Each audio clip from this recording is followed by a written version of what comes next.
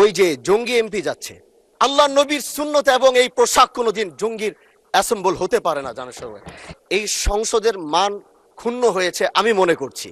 সাইদুদ্দিন আহমদ হানজালা, জি আপনার point of অর্ডারটি উত্থাপন করুন। জি, আসসালামু আলাইকুম রহমতুল্লাহ।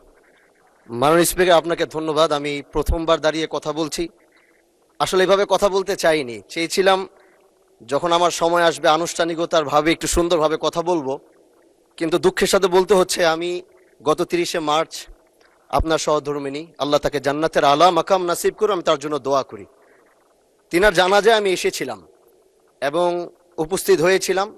দক্ষিণ প্লাজা থেকে যখন আমি ভিতরে ঢুকবো, একদম কাছাকাছি পিছন থেকে কেউ একজন আমাকে সম্বোধন করছিল, ওই যে জঙ্গি এমপি যাচ্ছে।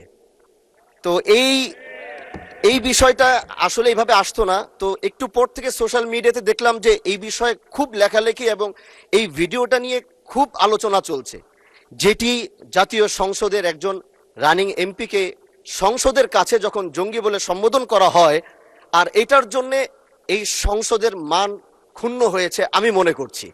এজন্য আমি আপনার কাছে একটি অনুরোধ করব, আমাকে জঙ্গি বলার কারণটা আমি যতটুকু মনে করলাম যে আমার মাথায় একটি পাগড়ি রয়েছে এবং আমার চলায় সাদা পাঞ্জাবি সুন্নতে রাসূল রয়েছে, এটার জন্য হয়তো তিনি আমাকে ওইভাবে জঙ্গি বলে সম্বোধন সে আমাকে করেছে। আমি মনে করি আল্লাহ নবীর সুন্নত এবং এই পোশাক কোনোদিন জঙ্গির অ্যাসেম্বল হতে পারে না। জানার সবাই এই জন্য আমি আপনার কাছে একটি অনুরোধ করতে চাই, মাননীয় স্পিকার, আপনি সিসি ফুটেজ যেটি রয়েছে, আপনি যদি মাননীয় স্বরাষ্ট্র মন্ত্রী এবং সংসদের সার্জেন্ট অ্যাট আর্মসকে যদি আপনি একটু অনুরোধ করবেন বা তাদেরকে একটু নির্দেশ দিবেন যে কারা এই কাজটি করেছে।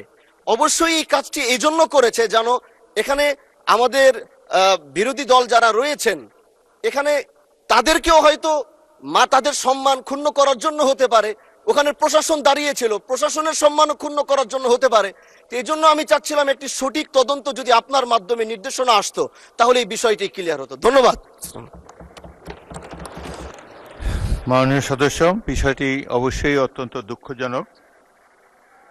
আমি আপনাকে অনুরোধ জানাবো, বিশেষ অধিকার প্রশ্নে আপনি এ ব্যাপারে একটি নোটিশ দেন, বিষয়টি আমরা বিবেচনা করব।